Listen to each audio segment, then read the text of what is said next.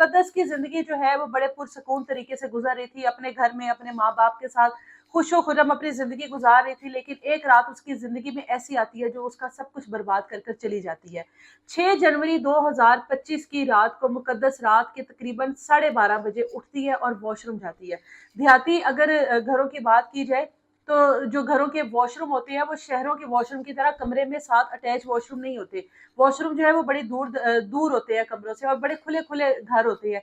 इनका घर भी इसी तरह से था, कमरा था, फिर खुला बरामदा था, और उसके बाद खुला सहन था, और बिल्कुल एंड पर सहन के वॉशरूम था। रात के 12:30 बजे ये बच्ची जो है, ये लड़की जो है, वॉशरूम के लिए जाती है। वॉशरूम की जो दीवार है और जो बाहर मेन की जो दीवार होती है घर की, वो एक ही दीवार होती है, और उसके साथ घर का मेन गेट होता है। यानी वॉशरूम के अंदर अगर कोई भी जाएगा तो बाहर बैठे किसी भी शख्स को पता होगा कि इस वक्त इस वॉशरूम में कोई आया है।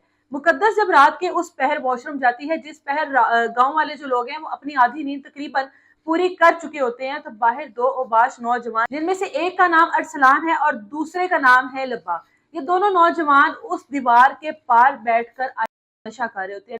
नशा कर रहे होते हैं जब इनको महसूस होता है कि वॉशरूम के अंदर कोई दाखिल हुआ है। अब क्योंकि वॉशरूम की दीवार छोटी है और बाहर बैठे किसी भी शख्स को पता होगा कि रात की इस पहर वॉशरूम में कोई आया है। फौरी तौर पर इनके ऊपर शैतान हावी होता है और एक बंदा जो अरसलान है वो दीवार फलांग कर मेन गेट से अंदर आ जाता है। इस इंतजार में खड़ा हो जाता है कि कब वॉशरूम की कुंडी जो है वो खुले और जो भी वॉशरूम के अंदर है मैं उसके ऊपर झपट पड़ूं।